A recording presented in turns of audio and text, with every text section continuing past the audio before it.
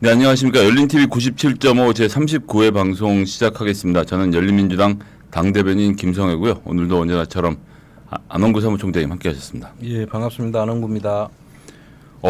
뭐 코로나19는 또 확산이 크게 되고 있고 폭염 때문에 날도 너무 덥고요. 그러니까요. 저도 지금 본청에서 자전거 타고 왔는데 덥더라고요. 예. 어제가 대서였고 네. 그 전날이 또 중복이었고 그러니까요. 예. 아마 우리 더위 한복판에 지금 와 있는데 거기다 코로나까지 지금 참고를 하니까 마스크까지 써야 되고 예, 너무 힘듭니다. 진짜. 다니시는데 너무 힘들죠. 네. 하여튼 이 더운 날씨에 모두들 건강을 조심하셔야 될 때고 이게 좀 세계적으로 이상 기후가 계속 되는 것 같습니다. 그러니까 지금 저 보니까 유럽 쪽에는 뭐 홍수가 지금 네. 독일하고 저쪽 네덜란드 쪽인가요? 그쪽으로는 뭐 홍수가 져가지고 중국도 뭐 천년 만에 홍수다 이런 얘기 나오고 있고. 근데 예. 그냥 농수가 이거 천년 만에 온다는 것은 엄청난 거잖아요. 그렇죠. 이거 확실히 기후 변화가 지금 우리 목전에 와 있는 것 같고 그 또 뭐 좀 다른 데도 보면은 미국에는 또 산불이 지금 많이 일어난다. 네, 저 있을 때도 그랬고 캘리포니아 쪽은 원작 건조하기도 했는데 더 비가 안 와서 네, 한번 캘리포니아는 불이 붙으면 뭐 끝도 없이. 예. 지난해입니까? 호주에 또 그렇게 그렇습니다. 엄청난 산불이 있었고 또 시베리아 같은 데는 우리가 지금 생각하면 이럴 때는 시베리아가 오히려 시원한 곳이어야 되는데 그렇죠. 폭염이 있었고 캐나다도 네. 그랬다 그러죠. 네네. 그런 거 보면 지금 이제 이거 정상적인 기온은 아니다는 생각이 확실히 들고. 그렇습니다. 코로나도 사실 뭐 박쥐로부터 시작됐다 이런 얘기가 나오는 것처럼 야생과 인간의 경계선이 자꾸 허물어지면서 전지구적인 여러 가지 종류의 대재앙들을 맞이하고 있어서 인간이 조금은 겸손하게 살아야 될 때가 아닌가 그런 생각이 듭니다. 겸손해져야 될 것 같습니다. 예. 저 이제 열린민주당 소식부터 찾아뵙도록 하겠습니다.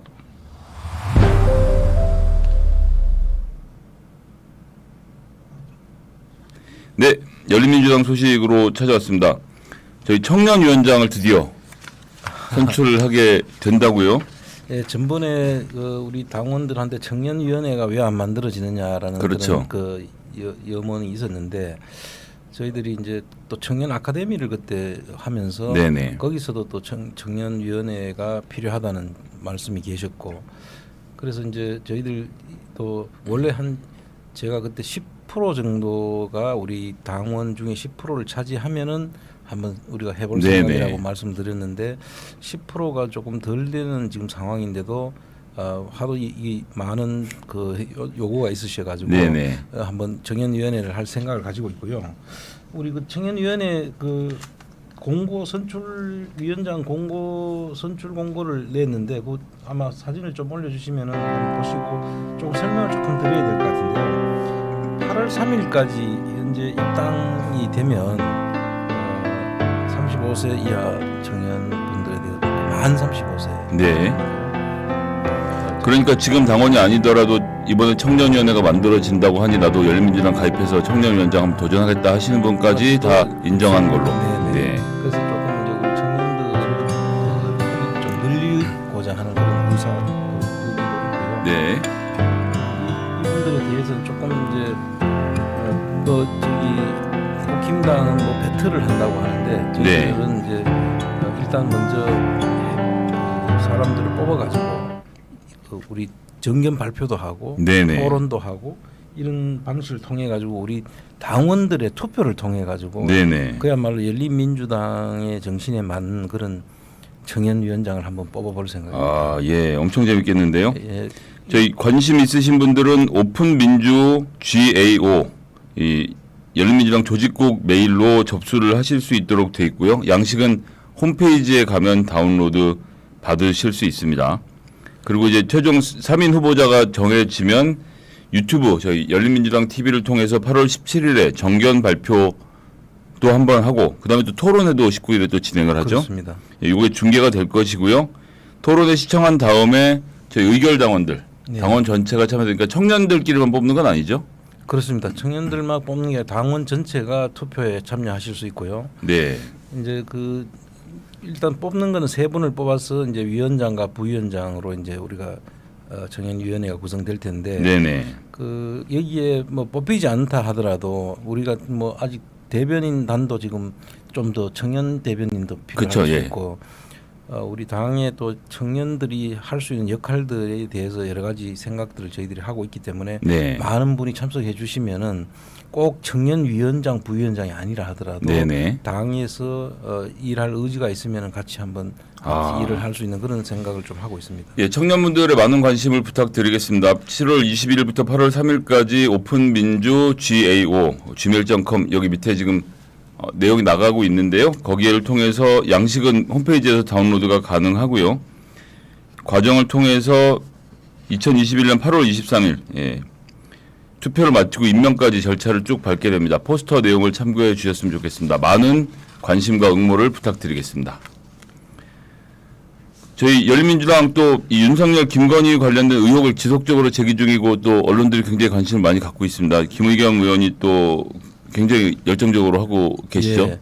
다시 본인이 약간 그 TF로 돌아가는 듯한 한겨레의 윤석열 검증 TF의 팀장 뭐 이런 역할을 하시는 것처럼 직접 뛰고 계시는 모습 좀 많이 봤습니다. 어저께 이제 만나서 이제 그 소감을 이제 물어보니까 이런 말씀을 하시더라고요. 그 옛날에 처음에 기자할 때 네. 그 수습 기자 시절이 있지 않습니까? 그 수습 기자 시절을 거쳐서 이제 자기 이름으로 기사를 내는 그런 단계로 넘어가지 않습니까? 네. 그런데 지금 이제 국회에 들어와 가지고 이제 그 수습 기간을 좀 띈 것 같고 네. 자기가 이제 자기 이름으로 자기 생각을 이제 가지고 활동을 하는 것 같다라는 말씀을 하시면서 요즘 뭐 계속 연달아 지금 안타를 계속 치고 계시는데 예, 그렇습니다. 일단 김건희 씨 관련돼서는 논문이 이게 그냥 논문뿐만 아니라 콘텐츠진흥원의 예산을 지원받은 내용을 그대로 표절했다는 걸 밝힌 데 이어서 이번에는 이 국립현대미술관에서 했던 까르띠에 소장품전, 까르띠에라고 하면 사실 굉장히 명품이지 않습니까? 보석 종류에 가깝죠. 예, 보석도 있고, 네, 이런 것들 이제 소장품전이 있었는데 김건희 씨가 했던 회사의 전직 회사가 이것을 마치 주최한 것처럼 이 실제로 주체는 이제 국립현대미술관에서 직접 한 거였죠. 직접 까르띠에하고 네. 공동 주관을 한 건데 이거를 마치 자기가 한 것처럼 하니까 또 거기에 대한 해명을 이렇게 한 거예요. 윤석열 쪽에서 매닝카우스라는 회사가 수행한 것이고 그걸 인수를 했기 때문에 실제로 했는 거나 마찬가지다. 그래서 또 국립현대미술관에서 무슨 소리 하고 있냐, 그거 아니다. 매닝카우스도 아니었다. 야, 아니다라고 이야기를 했고, 그러니까 또 윤석열이가 또 이렇게 이야기합니다. 윤석열 쪽에서 국립현대미술관이 사채 요청한 건 3, 4년 전이 아닌 1, 2년 전이다. 이런 식으로 이야기를 합니다. 네, 그 무슨 차이가 있는지 모르겠습니다. 1, 2년 전에 요구했는데 삭제는 안 한 거잖아요. 그러니까 이렇게 이 사람들의 그 생각은 무조건 먼저 1부인, 2도망 뭐 이런 건가요? 1도 2부 3백. 예, 일단 도망가고 도망 못 가면 부인하고 사실 지금 출마를 했기 때문에 도망은 못 가지 않습니까? 그렇죠. 부인하고 3단 백을 쓴다. 뭐 이런 것인데 지금 윤석열 씨 편이 점점 더 줄어드는 것 같습니다. 그래서 국립현대미술관은 문화체육관광위원회 산하의 피감 기관이거든요. 그렇죠. 그래서 국회에서 할 일을 한 것이다. 예. 라는 말씀을 좀 드리도록 하겠고요. 근데 이거하고 또 관련해서 이 코바나 컨텐츠에서 가짜 이력으로 논란이 되고 있는 네네. 까르띠에 전 외에 앤디 워홀전하고 네. 샤갈전도 그렇습니다. 사실은 그 코바나 컨텐츠하고 전혀 관계 없는 전시였는데 그거를 가짜 이력으로 지금 쓰고 있다는 것이죠. 전석진 변호사가 문제 제기를 했었죠. 예. 이것도 일부 홍보를 그러니까 샤갈전의 홍보를 도왔을 뿐인데 샤갈전 전체를 주최한 것처럼 포장을 한 것이 아니라 의혹을 좀 사고 있는 중입니다. 그 이분들의 그 저걸 보니까 심리적으로 이런 것 같아요. 사실 앤디 워홀이라고 하면은 근대 그 미술의 뭐 이 태도라고 할 수 있는 근대 미술을 알리는 그렇죠. 네. 뭐 변기를 거꾸로 세워놓고 뭐 그걸로 가지고 미술품이라고 사람들한테 인식하게 하는 그런 아주 유명한 작가고. 그다음 샤갈전이라고 뭐 색채의 미술 마술인가 뭐 네네. 해서 아주 유명한 그야말로 이름만 들어도 금방 알 수 있는 사람인데 그렇죠. 보통 그런 그 중요한 전시는 이렇게 그 가짜 이력으로 못 올리거든요. 예, 무경력자들한테는 예 불가능한 얘기죠, 사실은. 그래 그 올린다 하더라도 정말 들어도 뭔지도 모르는 사람들 거는 올려도 크게 뭐 문제가 안 되는데 이런 대형 작가들을 올려놓고 버젓이 가짜로 자기들 이력을 내세운다는 것은 이 사람들의 정신 상태가 좀 의심스러운 그런 정도로 이해밖에 할 수밖에 없어요. 돈은 있는데 명예가 없는 사람들이 주로 택하는 방식이 어떻게든 학위를 만들고 그 다음에 뒤에다가 C자 소리 듣기 싫으니까 무슨 관장이니 대표니 이런 말을 만들어서 본인이 서울중앙지검장 아내로 어울리는 사람처럼 포장하려고 되게 노력했던 것이 아닌가 저는 그런 생각이 좀 들더라고요. 예. 그리고 또 한 가지 말씀드리자면 이건 김의겸 의원이 이제 기자 출신이기 때문에 저는 발견했다고 생각되는데 네. 그 김건희 씨가 했던 말이 자본주의는 돈이 없으면 죄인이다. 이게 그 백모 법무사의 그 부인인 원모 씨한테 그렇죠. 돈을 1억 가지고 찾아가 가지고 했다는 말이지 않습니까? 네네. 이런 말이 어떻게 그냥 입에서 나올 수 있을까요?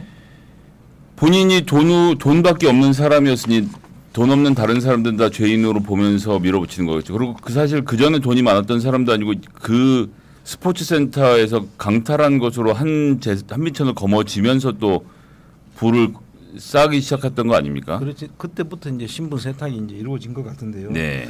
1억 원을 받고 도와달라. 돈이라 생각 말고 우리 엄마의 마음이라 이해해라. 그래서 이제 거절하니까 1억 원을 들고 나가면서 자본주의는 돈이 없으면 죄인이다. 이 유명한 어록이 나왔죠. 네. 계속 엄마를 도와줄 의향이 없으면 전에 받은 2억 원도 내놓고 이 집도 환매해 나가겠다. 그래서 저는 이제 이걸 보고 우리 김의겸 의원이 기자 베테랑 기자 출신이잖아요. 네네. 그래서 기자들이 이런 부분들을 캐치한 능력이 남다르구나 하는 걸 제가 느꼈어요. 예, 집 주고 2억 주고 평생 중마고 친구를 배신해서 감옥에 집어넣으라라고 말해놓고 그걸로 입이 안 막아지니까 1억을 더 들고 왔던 상황이었던 걸로 제가 보는데 뉴스버스 최근 취재에서는 기가 막힌 말을 했죠. 어쨌거나 공소시효가 지나지 않았냐. 역시 또 법률가의 사모님다운 말씀을 또 한 말씀하셔서 실수를 금치 못했습니다. 어록이 되네요, 정말. 그렇습니다. 네. 자, 그러면서 또 윤석열 가짜 무용담, 소위 말하는 5.18 관련돼서 5.18 있은 이후에 전두환에게 사형 구형을 하고 강원도로 피신했다. 이것이 윤석열 씨가 원래 했던 얘기인데 미담인 걸로 지금 포장해가 있죠. 사실 5.18 직후에 이런 발언을 했다라고 하면 그거는 엄지를 치켜서 할만하죠. 예, 근데 사실 내용을 알고 보니까 직후가 아니라 그 전에 그렇죠. 한참 전에 5월 8일이라고 하면 이제 서울의 봄 시절 말 그대로 서울시가 이제 민주화의 바람으로 넘치던 때 아닙니까? 그렇죠. 그러다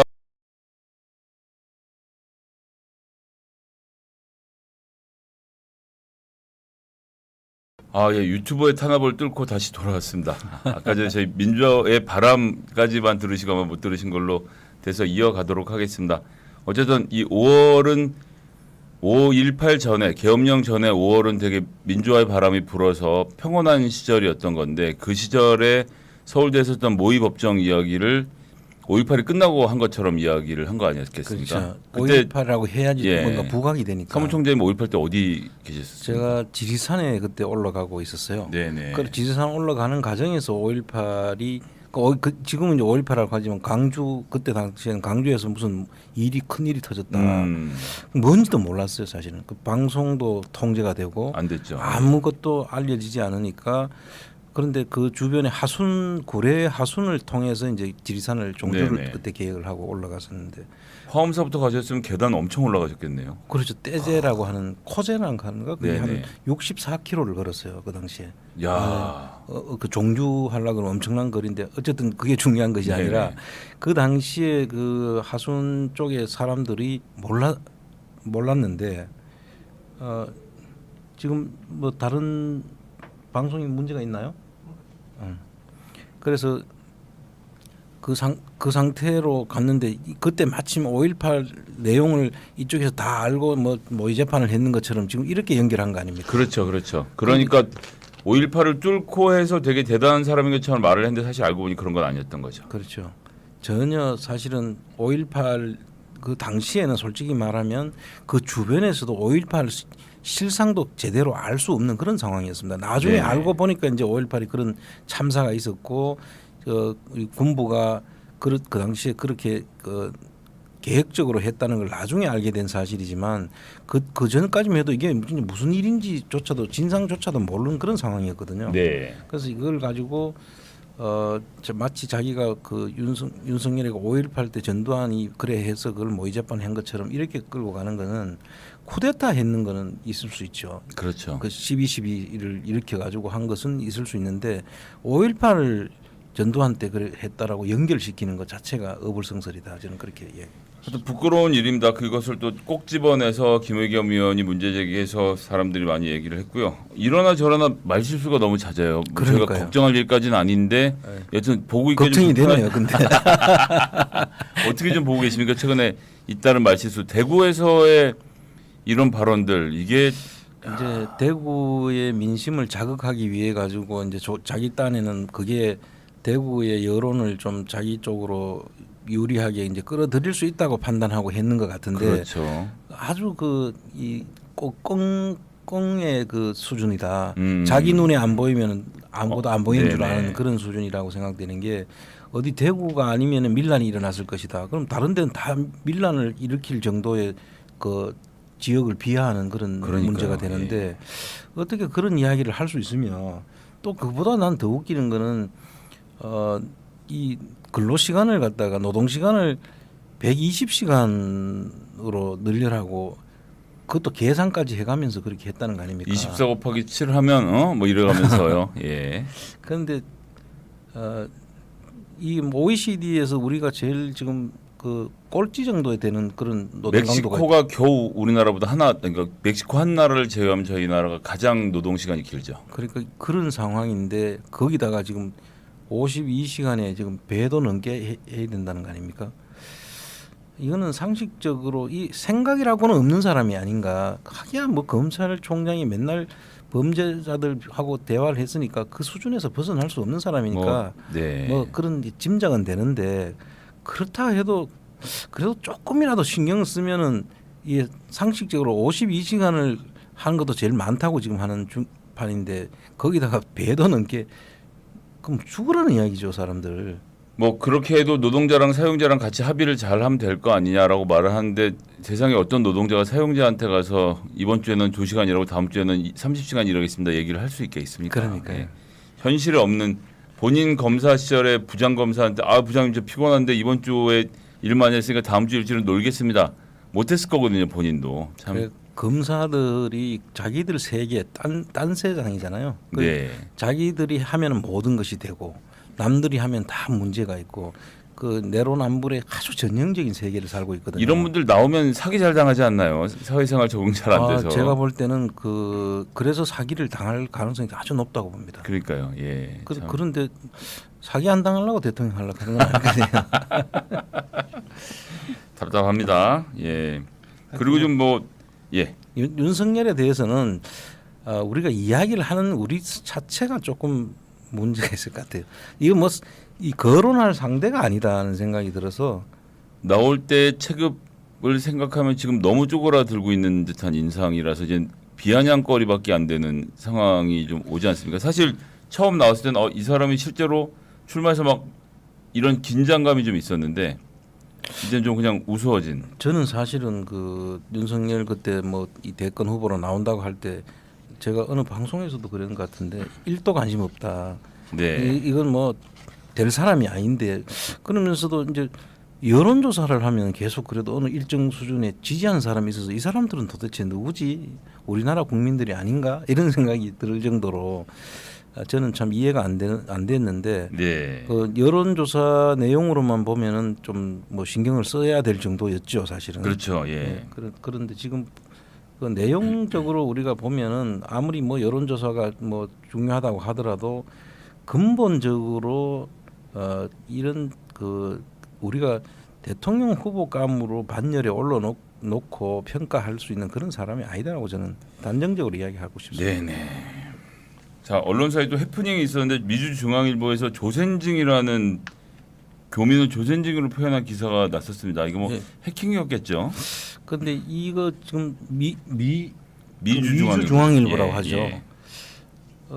미주조선일보도 전에 조국 장관과 관련해서 문제가 생겼고 네. 조중동에서 이제 한 것씩 돌아가면서 사고를 치는 것 같은데 이런 표현이 아마 그 해킹이라고 하면은 자체 조사를 해야 되잖아요. 해야죠. 근데 이게 조선징이라는 말이 언제 쓰던 말입니까 이게? 게다가 이것이 한국 언론에서 나온다는 건 믿겨지지가 않는 얘기죠. 그리고 이 사람들은 이 중앙일보가 만약 이런 거 가지고 자기들이 막 아주 엄벌을 하지 않으면 같은 놈들이라고 봐야 되는 거죠. 그렇습니다. 이건 예를 들어 청와대에서 해킹당해서 이런 글이 올라왔다라고 하면 언론이 가만히 있었겠습니까? 그러니까요. 난리를 쳤을 거거든요. 이 내용을 보면 조센징이라는 이름이 나오고 살처분이라는 이름이 나오고 그러니까요. 예. 이거는 뭐 언론에서 할 수 있는 이야기가 아닌데 그렇습니다. 이런 것들이 중앙일보의 수준인가 정말로 참 한심합니다. 짝이 없이. 실수는 할 수 있는데 고칠 생각도 없다는 점에서 좀 문제가 크다 이렇게 봐야 되겠고요. 저희 또 언론 검증 게시판의 활약들을 이야기를 좀 해보도록 하겠습니다. 그래서 이런 언론들에 대해서 이제 언론 검증을 하고 팩트 체크를 하고 하는 것이 반드시 필요하고 그게 이제 우리 이제 국회나 이런 그 정부에서 할 수 있는 영역이 있고 네, 우리 시민들이 깨시민들이 나서야 되는 그런 영역이 있다고 저희들이 보고 네네. 있고 그 부분들을 우리 당에서 어떻게 하면은 이거를 언론 검증을 우리가 해나가되 좀 재미있게 할 수 있고 놀이처럼 네, 우리 또 놀이처럼 사실관계를 파악하면서 또 지식도 늘고 네. 사실 판단을 할 수 있는 그런 기초 자료도 되고 여러 가지 이제 우리가 노리면서 좀 하고 싶은데 네, 우리 지금 현재는 우리 당에서 카페 운영진들이 이거를 자발적으로 지금 네네. 해주고 계시거든요. 뭐 이번에 지금 무슨 보면 카페 은하수 너머님이 조선일보 박국희 기자가 박범계 사법 시스템 흔들며 한명숙 구하기 이렇게 네네. 했는데 이것도 완전히 논점을 지금 그 왜곡시켜 놓은 그렇죠. 거죠. 이제 검찰이 한명숙 사건 위증 교사 의혹에 대해서 법무부 대검 합동 감찰이 마치 사법 시스템을 흔들려고 한명숙 총리를 구하는 것이 주 목적인 것으로 좀 왜곡해서 쓴 거 아닙니까? 그렇죠. 사실은 이게 한명숙 그 사건을 그 증인들을 그 모해 위증을 통해 가지고 네, 한명숙 사건을 이제 그 검찰이 조작을 했는 거에 대한 그거를 수사를 하라고 지금 네네. 한 거고 검사들의 문제점을 지적하는 건데 이것을 마치 한명숙 구하기로 이거 치환시켜 가지고 그렇죠. 마치 뭐 이 한명숙 구하기를 한다는 사법 시스템을 흔든다 이런 식으로 갔는데 네. 이건 완전히 가장 왜곡에 해당되는 그런 기사로 보인다는 뭐 거죠. 이거 뉴스타파에도 보도가 된 적이 있고요. 그리고 법무부 협동 감찰 자료 결과를 봐도 사법 시스템 흔들기랑 전혀 상관없는 내용이었다는 게 입증된 거 아닙니까? 그렇죠. 그런데 이게 그 기자는 이렇게 이야기를 합니다. 대법원이 유죄 판단을 수사에 문제가 있었으면 대법원이 유죄 판단을 했겠느냐 이런 이야기를 하면서 사법부와 법원이 항상 옳은 판단을 내린다는 사법부 만능주의로 볼 수 있지 않는지 네네. 이렇게 이제 이야기를 합니다. 그런데 결과적으로 보면 이 논점을 완전히 바꿔 일반 사람들은 이렇게 해놓으면 뭐 이게 기초적으로 구분이 잘 안 되는 그렇죠. 문제가 있죠. 그래서 이제 저희들이 이게 우리 뭐 운영위원회 직원들이라 우리 운영위원회 당원들이 이제 지금 하고 있는 노력에 좀 뭔가 힘을 좀 보태가 여러 사람이 좀 참여할 수 있도록 하자. 네네네. 지금 이런 계획을 지금 하나 하고 있는데 네. 그 시청자들과 함께 언론 개혁을 위한 민주 시민의 길을 이제 우리를 민도라고 하면 그 강연을 지금 당원 교육 강연을 하는군요. 지금 하려고 지금 생각하고 있습니다. 온라인으로 진행하겠죠? 예, 온라인으로 할 수밖에 없는 지금 상황이고요. 네네. 내용은 이제 그 가짜 뉴스 그리고 팩트 체크에 대한 어떤 식으로 팩트 체크를 하는 것이 있고 가짜 뉴스는 어떤 식으로 이 사람들이 기자들이 만드는지에 대한 분석부터 시작해 가지고 네. 이거를 이렇게 이제 하려고 합니다. 그 첫 번째는 이제 신문편으로 하고 네. 두 번째는 방송편으로 하고 네. 세 번째 시간에는 이제 가짜 뉴스가 한국 경제를 망친다 막 이런 내용으로 그 사례들을 중심으로 해가지고 네. 이 내용을 하는데 우리 전번에 나오셨던 그 세명대학교 저널리즘 교수님 이봉수 교수님. 네. 이분을 모셔가지고 이제 강의를 이제 주로 들으면서 세명대학교 저널리즘 스쿨은 많은 기자들을 양산하기로 유명한 이제 유명하죠. 기자 양성소이고 이것을 만드신 분이시고요. 한겨레 신문의 창간 기자 멤버시고 예, 김의겸 의원은 또 하늘 같은 선배시기도 하고요. 그렇죠. 이렇게 두 분이서 세계 인류 언론과 꼴찌 언론 관련된 신문편, 방송편 그리고 가짜 뉴스가 한국 경제를 망친다에 이어서 김의겸 의원과 이봉수 교수님 그리고 안원구 사무총장님 함께 해서 언론개혁 이것이 민도다라는 토크쇼까지 알차게 좀 구성이 되겠네요. 이게 저 지금 우리 요즘 저 줌으로 해서 네. 줌으로 해서 많은 사람들이 참여하고 또 유튜브로 방송까지 동시에 송출해서 네네. 여러분들이 많은 생각이 있으신 분들은 다 참여할 수 있도록 이런 기회를 한번 만들어 보려고 하고 이제 있습니다. 8월 중에 개최를 할 계획입니다. 조금 더 자세한 내용이 나오면 공지를 드리도록 하고요. 함께 많이 참여하셔서 언론이라는 게 사실 뭐 조선일보 절독하자 이렇게 갖고는 언론 개혁을 하기가 어렵거든요. 그리고 네. 처벌을 한다 이렇게 돼도 사실 뭐 모든 언론들이 처벌받는 것은 아니기 때문에 시민들이 언론을 보는 바른 눈을 가지는 게 되게 중요할 것 같아서 이번 강의 엄청 기대가 됩니다. 네. 재밌을 것 같고요. 열심히 잘 해서 여러분들한테 또 도움이 되는 그런 프로로 한번 만들어 보겠습니다. 네네. 예. 그래서 저희가 또 당원들을 위한 다음 행사로는 당원 독서 토론 모임의 장을 마련할 예정입니다. 당원들이 요청을 많이 주고 계시는데요. 그 주로 이제 그 당원들이 중심이 돼서 네. 자발적으로 어떤 독서 모임을 결성을 해서 그걸 어떤 분이 주제 발표를 하고 토론도 하고 앞으로 어떤 것도 독서로 가자 하는 이런 모임들을 만들어 가려고 하는데 당에서 주도한다기보다는 당에서는 이제 그 자리를 마련하고, 마련하고 이제 그 당원들이 중심이 돼서 하자는 그런 의견들이 있어서 네네. 우리는 그 장을 마련해주는 역할만 지금 하려고 생각하고 있습니다. 네. 기대를 하겠습니다. 자, 카페 아이디 지수호님이 이런 말씀을 하셨습니다. 국민 참여 정책 토론 공간 어플리케이션을 말씀하시는 것 같은데요. 팩트 체크 관련 어플 이런 것들을 좀 만들었으면 좋겠다. 본인이 프로그램 개발 관련된 일을 하시는 분이라고 하시네요. 예. 그래서 이제 열린민주당을 알린다는 목적으로 국민들이 정책을 제안하고 토론하고 보완할 수 있는 어플리케이션을 만들겠다. 그럼 이제 기획만 제대로 나오면 지출 비용 없이 프로젝트 팀을 꾸려서 직접 도와주시겠다고 예. 이런 말씀을 좀 주셨습니다. 정말 감사합니다.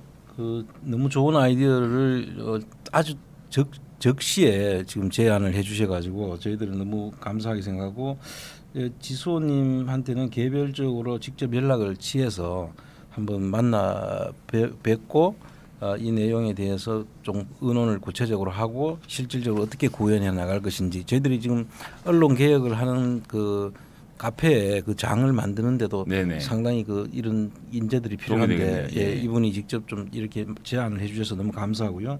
또 팩트 체크하는 어플도 지금 해야 되는데 네. 그 이거를 아이디어를 가지고 계시고 이런 제안을 해주셨기 때문에 곧 연락을 드려가지고 한번 찾아뵙도록 하겠습니다. 잘 좀 부탁드리겠습니다. 자, 그러면 현안으로 돌아오겠습니다.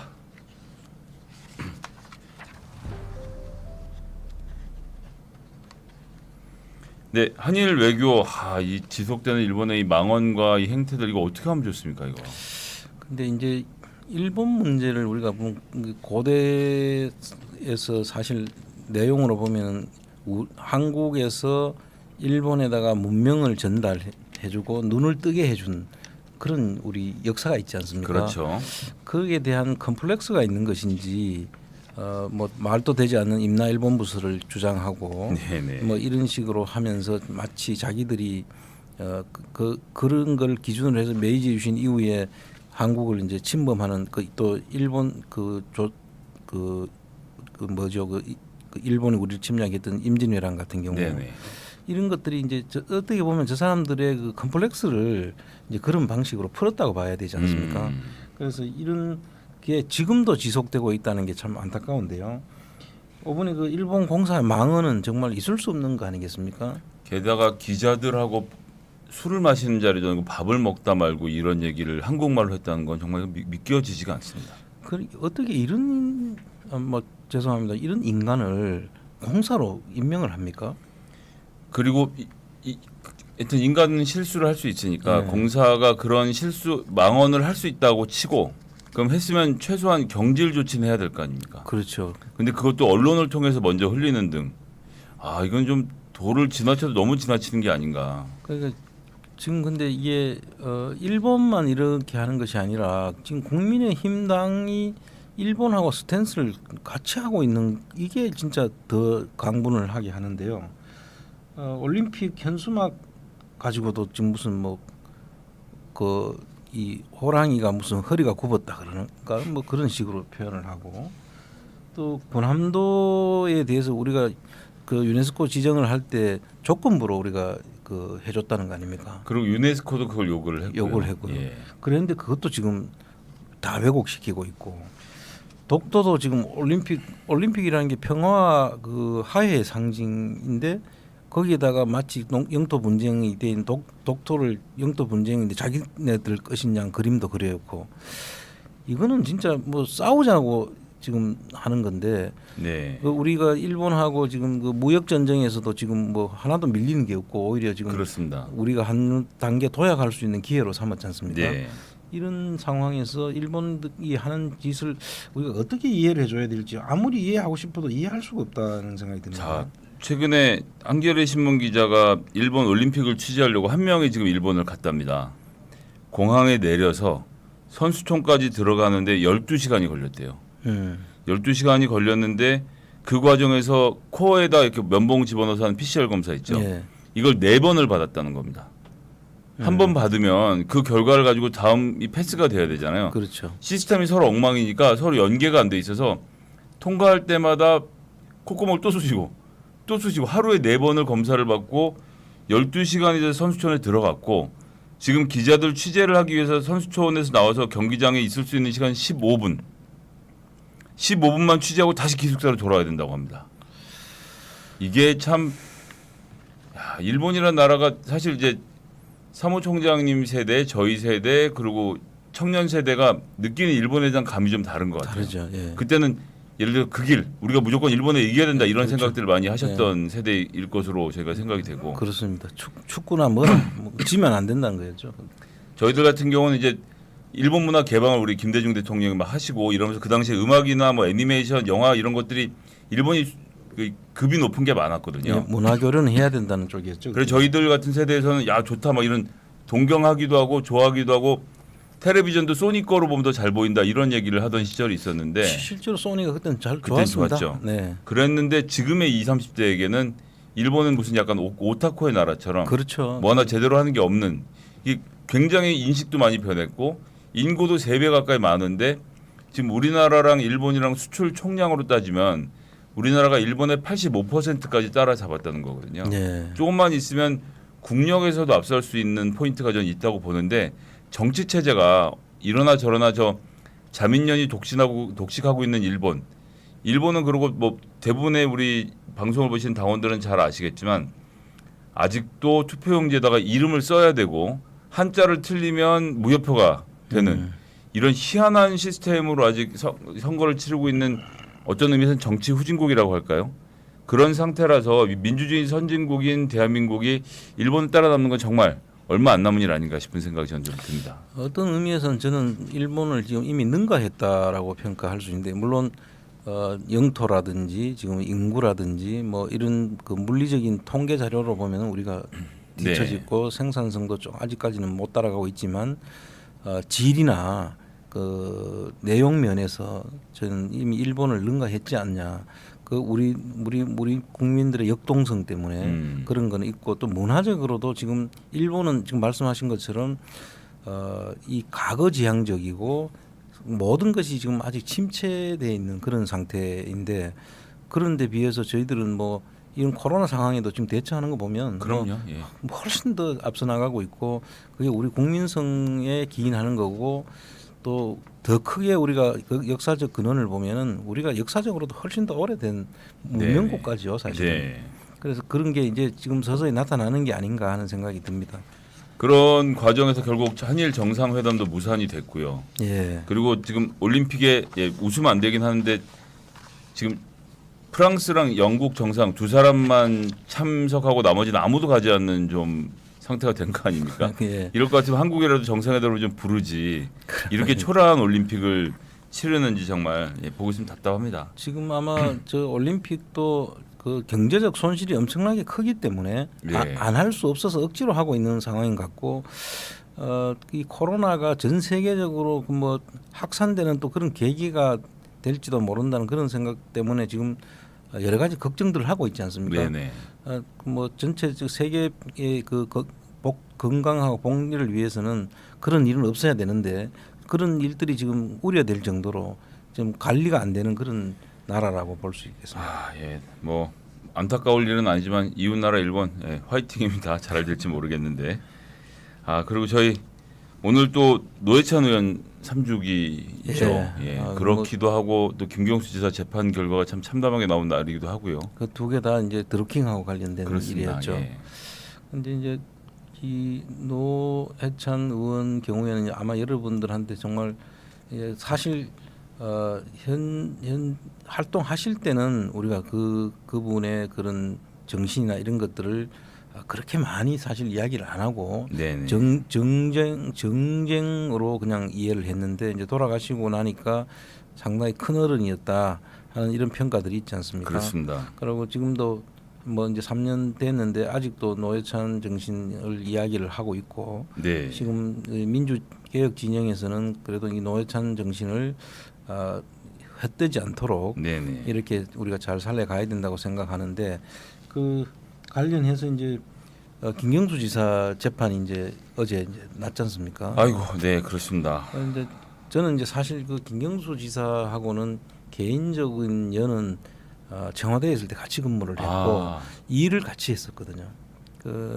같은 파트에서요? 이제 파트는 다른데 이제 무슨 일을 했냐면 내가 그 당시에 대통령 지시사항 관리라는 거를 내가 맡아서 했어요. 네.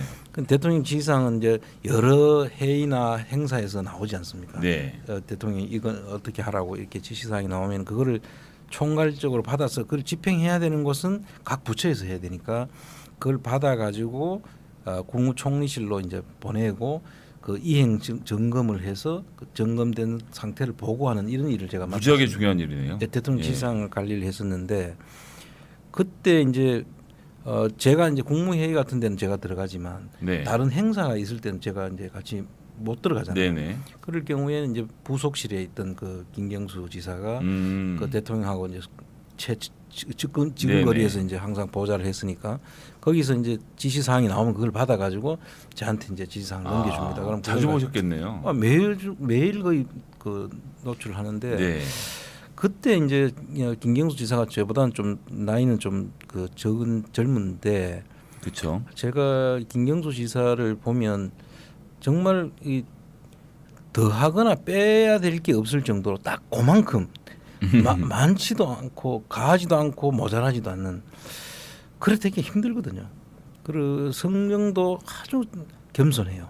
그 무슨 뭐 하나 이렇게 이야기를 해서 뭘 이렇게 하면 거기에 대해서 항상 그 자기를 낮추고 고맙다고 이야기를 하고 그 내가 보면은 어떻게 저렇게 참한 사람이 있을까 할 정도로 정말 정말 성정도 그렇고 일도 그렇고 정말 진짜 칭찬만 할 일밖에 없는 사람인데 이게 이제 선거 전에 들어가게 되면은 그때도 문재인 대통령 후보였죠. 그 당시에 후보를 항상 가까이 옆에서 수행을 했단 말입니다. 그때 그렇죠. 네. 수행을 할 때 뭐 어쨌든 그 지지한다고 막 그때 몰려오지 않습니까? 그렇죠. 그럴 때 그 사람들이 와서 이야기하면은 당신들은 하고는 안 만날 거야 이렇게 할 수는 없는 상황이란 말이죠. 그렇죠. 예, 정치라는 게 참 그렇습니다. 예, 그런데 그거를 나중에 이제 뭐 좀 이야기를 하겠습니다만 드루킹이라는 곳이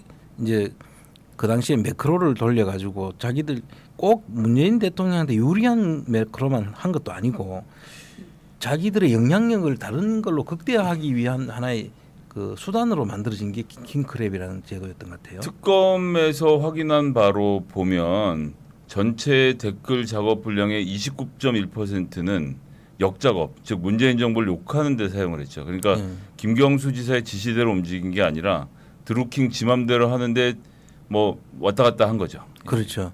그러니까 그건 결국 뭐냐면 자기들이 중심으로 해서 우리가 영향력을 이만큼 끼칠 수 있어 그런 거를 한번 시험해 본 거 아닌가 하는 그렇죠. 그런 네. 걸로 이해할 수밖에 없는데 이거를 갖다가 이제 1심 그 특검에서 특검도 그게 그 당시에 사실은 특검이라는 게 정치적인 그 수사잖아요. 어쨌든. 그렇죠. 근데 그걸 또 받아줬죠 이쪽에서 네네. 야당의 그 공세를 그냥 시끄러우니까 그냥 받아줄게.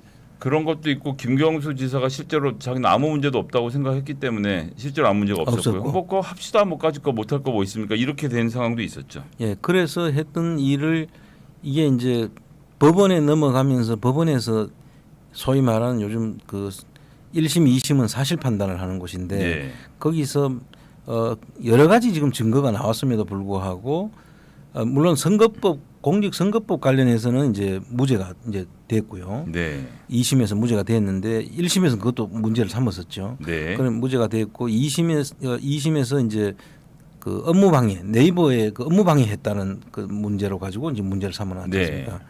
그런데 실제로 보면은 그거를 가지고 이제 대법원에 가서는 대법원 법률심이니까 대법원에서는 사실 판단은 1심으로 끝났다. 1, 2심으로서 끝났다. 그러니까 법률심에서는 뭐 더 이상 다툴 게 없다라는 걸로 이제 그 매듭을 지었는데 사실은 이런 내용 같은 거는 대법원에서 뭐 법률심을 할 게 아니라 뭐 증거나 법리 판단의 오인이라든지 이런 부분을 해서 사실 2심으로 돌려보내 가지고 한 번 더 사판부의 판단을 받아보도록 하는 것이 맞는데 그걸 그대로 이제 받았다는 게 이제 저희들이 이제 볼 때는 문제고 이런 상황으로 가니까 아무리 전 이 성실하고 착하고 그렇게 해도 정치적인 어떤 그 이 상황에 몰리면 이런 참 생각지도 못한 이런 일에 말릴 수 있다는 게 정치판의 비애인데 앞으로 참 정치하셔야 되는 우리 김 대표님 입장에서는 어떠세요? 이 정치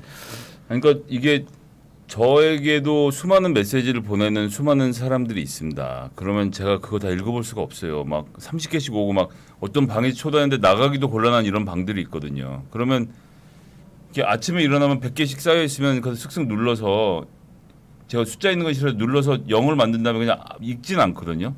근데 거기에 예를 들어서 범죄 내용이 있었다라고 하면 나중에 제가 검찰에 불러가면 야 여기 적혀 있네. 너 이걸 보고도 네가 읽었다고도 돼 있고 봤는데 왜 못 봤다고 하느냐 이렇게 말을 하는 것을 저로서 미치고 환장할 노릇이죠. 그때 그냥 지나갔다 이렇게 얘기를 하면 그 말을 안 믿어줄 거 아닙니까? 증거를 기준으로 하면 그럼 그런 사람들을 다 사귀지 말고 정치를 하면 되지 않느냐로 말을 하겠지만 정치라는 것이 사람과 사람과의 관계이기 때문에 그렇게 함부로 잘라낼 수도 없고 또 노회찬 의원의 경우도 결국 그런 거 아닙니까?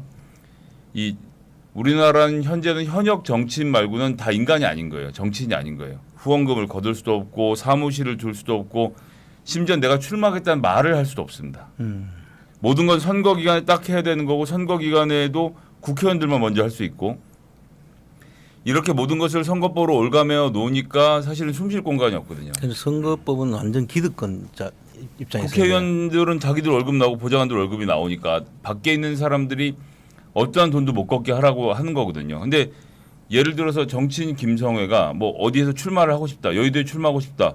제가 여의도에 사무실 내고 자 김성회라는 정치인이 있는데 2024년 총선 도전할 겁니다. 여러분들 후원 계좌는 이렇습니다. 후원금 보내주십시오 하고 대신 뭐 그 선관위에서 하든 검찰에서 하든 들어온 돈은 그렇지만 나가는 돈이 정치적으로 쓰이고 제가 함부로 쓰지 않았다는 건 증명이 되면 저도 그런 모금 활동을 할 수 있게 열어주는 게 당연한데 우리나라는 저는 안 되는 거죠. 제가 정치를 한다고 하지만 법적으로는 아무런 지위가 없는 사람이거든요. 그럼 뭐 우리가 그 정치인하고 지금 정치 지망생하고는 완전히 기울어진 운동장에서 싸움을 해야 되는 거네요. 뭐 심지어는 그래서 제 유튜브에서 슈퍼챗을 받으면 불법 정치자금 수수로 문제가 처벌을 받을 수도 있는 이런 아주 웃기는 상황을 만들어 놓았던 것에 뭐 드루킹이 사건이 그것만 가지고 얘기할 수는 없겠지만 하여튼 그만큼 우리나라에서 정치를 한다는 건 참 너무나도 이 비좁은 문이기도 하고 말 그대로 교도소 담장이를 걸어가는 그런 직업인 것 같아서 저도 하면서 참 왜 이걸 하고 있나 싶은 생각이 들 때가 많이 있습니다. 그런데 지금 이제 이 결과를 두고 이제 여러 가지 이야기들이 나오는 것 중에 특히 그 야당에서 지금 나오는 반응들을 보면 야권에서 나오는 반응들을 보면은 마치 이제 이 김경수 지사가 문제가 있었고 무슨 그 정치적인 그런 그 영향이 이 문제로 인해 가지고 문재인 대통령이 당선되는데 기여했으니까 정통성이 없다 뭐 이런 이야기를 지금 하고 있잖아요. 그렇죠. 근데 이거는 근데 이 우리 그 국정원 댓글 사건에서 있었던 거를 이제 자기들은 직접 그거는 이 선거에 영향을 미치려고 했고 네네. 그게 국가 기관이 나서서 조직적으로 했던 일 아닙니까? 그 물론 나중에 보니까 뭐 보안사라 그러나요? 기무사에서도 했고 또 이 국정원에서는 실민 전단까지 만들어 가지고 이걸 조직적으로 했던 일이 밝혀졌는데 거기에도 이제 방법은 댓글이었죠. 근데 그렇죠. 그걸 마치 같은 댓글이랑 글자가 같은 거니까 이게 그거하고 지금 같이 국민들 머릿속에 이제 있는 거를 그걸로 치환을 시키니까 마치 뭐 정말 이거 드루킹이 무슨 선거 정통성까지 가는 것처럼 이야기를 호도하고 있는데 야권에서도 그렇게 해서는 안 되리죠. 할 이야기가 그 있는데. 사람들이 그렇게 주장을 한다는 것을 100% 믿는다고 하면 우리나라의 대통령 선거는 2명이서 매크로 프로그램 하나만 만들면 뒤집을 수 있다는 얘기랑 똑같은 거거든요. 그렇죠. 그러니까 그리고 이런 것들이 용인되는 포털 사이트의 문제도 좀 지적을 해야 되겠고 매크로 프로그램을 못 쓰게 만들어야 하는데 이런 것에 대해서 지도 감독을 소홀히 하고 있는 네이버의 문제도 좀 지적을 하고 싶습니다. 참 이런 것을 보면 너무 답답하고 그 동안에 이제 이거는 뭐 특검입니다만 검찰이 윤석열 검찰이 했던 일이 마치 정부에 맞서는 것이 제가 잘하는 일인 것처럼 이렇게 이제 하면서 우리나라의 검찰이 너무 이제 비대해졌고 사법부는 그에 비해서 자기들 역할을 못하고 약간 네. 눈치나 보는 그런 조직으로 변했는데 네. 외국에는 그렇지 않지 않습니까? 그렇죠. 예. 원래 사법부는 상권 분립에 행정부, 사법부, 입법부가 이 세 개가 3축으로 이제 가는데 검찰은 행정부의 하나의 첨가 같은 역할을 하는 건데 큰 역할을 안 하고 검사 출신에 뭐가 잘 알려져 있지도 않고요. 지금 미국에서 대통령 중에 검사 출신 딱 한 명이 있고 그나마도 임기를 다 못 채웠던 걸로 기억하는데 그리고 지금 뽑혀 있는 이 부통령 이 검사를 예전에 했던 적이 있긴 하죠. 그럴 만큼 이게 정치적으로 영향이 미비한 건데 유독 우리나라가 좀 그렇습니다. 그러니까 지금 우리나라는 그 외형적으로 보면 근본적으로 잘못 이 검찰의 길을 키워난 게 이 법원하고 검찰을 가보면 사무실이 항상 같이 옆에 똑같은 건물 크기로 있어요. 높이도 꼭 똑같이 짓죠. 예, 모양도 똑같이 짓고. 네. 그래서 이 검찰들이 아마 거기서 자기들이 착각을 하는 거 아닌가. 같은 시험 봤는데 너랑 나랑 뭐가 차이가 있냐 이렇게 생각하는 그런 거죠. 거죠. 예. 그 출신 자체가 그렇다고 해서 그러는 건데 사실은 검찰은 그 행정부 소속으로 법무부 장관의 지휘를 받는 거죠. 그렇죠. 그런데 마치 검찰총장이 그 사법부의 수장인 대법원장하고 원장하고 같은 동등인 급이- 것처럼 네. 생각을 하는 이런 아주 네. 모순된 생각들을 그런 외형적인 걸 가지고 이제 그렇게 해와서 그런 거라고 생각이 드는데 어쨌든 이 법원도 좀 자기 자리를 제대로 찾고 사법부 판단도 보면은 지금 우리 아마 그 일반 우리 국민들 사이에는 사법부에 대한 불신이 너무 지금 팽배해 있는 것 같아요. 네네. 실제로도 지금 그렇고 앞으로는 이 법원 판단이 어떤 판사를 만났기 때문에 내가 이런 판결을 받았다라는 게 이제 일반적으로 그렇게 이야기할 수 있는 그런 때가 비참한 온 것 같아요. 일인데요. 예. 너무나 비참한 일이에요. 네네. 정말 사법부의 그 판단은 존중돼야 되고 어떤 경우든 사실 그 존중받아야 되는 그런 사법부의 네. 판단인데도 불구하고 지금은 사법부 그 판사 누구였는데 어떤 쪽이었잖아 이런 식으로 이제 사람들이 희화화되는 그런 상황까지 갈 것 같다는 그렇기도 생각입니다. 하고 요즘 새로 뽑히는 판사들은 전부 다 부잣집에서 호의호식하면서 자란 사람들의 숫자가 점점 더 늘어나서 민생의 고초를 모르는 자들끼리 모여서 사법부를 구성하고 있다는 것도 좀 한탄할 일입니다. 그러니까 이제 다양한 사람들이 구성돼서 참 어려운 사람 그 상황을 다 겪어본 사람들이 네. 그 있어야 이해도가 있을 텐데 그 너무 그런 부분이 없고 능력 위주. 근데 그런 능력 위주 이야기하니까 또 이준석 대표가 생각이 나는데 그러니까요. 예. 너무 그런 사람들 위주로 가면은 세상이 어떻게 되겠습니까? 그렇습니다. 너무나도 안타까운 일이었고요. 우리 이동재 전 채널A 기자가 무죄 판결을 받았습니다. 이것도 뭐 사실은 그렇죠. 한동훈 비밀번호도 까지 않은 상태에서 그리고 이동재 본인은 대검에서 압수수색 영장을 늦게 치는 만큼 시간을 벌어주는 틈에 핸드폰 2개와 노트북을 전부 다 포렌식을 할 수 없는 상태로 다 포맷을 해버렸고요. 그 지금 이제 이동재 사건은 우리 검언유착 사건으로 이제 알려져 있지 않습니까? 네. 그 검언유착이라는 게 그야말로 검찰과 언론이 어떤 그 사건을 만들기 위해서 그 어떤 특정한 사람한테 저 증거를 조작하도록 유도를 한 건데 네.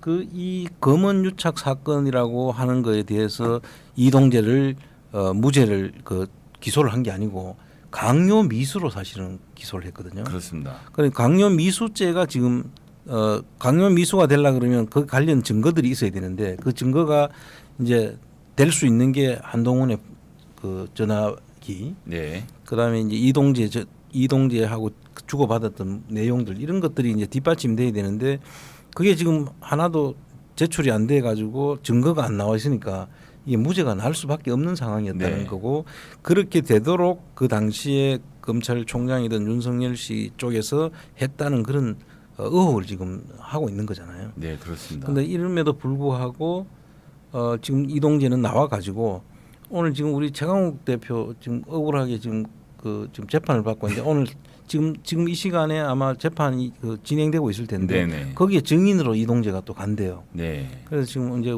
가서 우리 당에서도 지금 몇 분이 갔는데 저는 방송 때문에 못 갔고 이런 일들이 벌어지도록 한다는 것은 빨리 이거 한동훈의 그 핸드폰 포렌식을 해서 떳떳하면 자기가 안 내놓을 이유가 없잖아요. 공무원이지 않습니까? 검사? 그러니까 공무원이 아니라 검사니까 안 내놓는 거예요.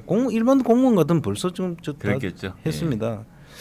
근데 그럼에도 불구하고 지금 뻗어시 넘어가고 있는 것은 정말 이해가 안 되는데 이게 우리나라의 검찰이 얼마나 비대해져 있나 이런 상황을 그대로 보여주고 있다 이렇게 생각이 듭니다.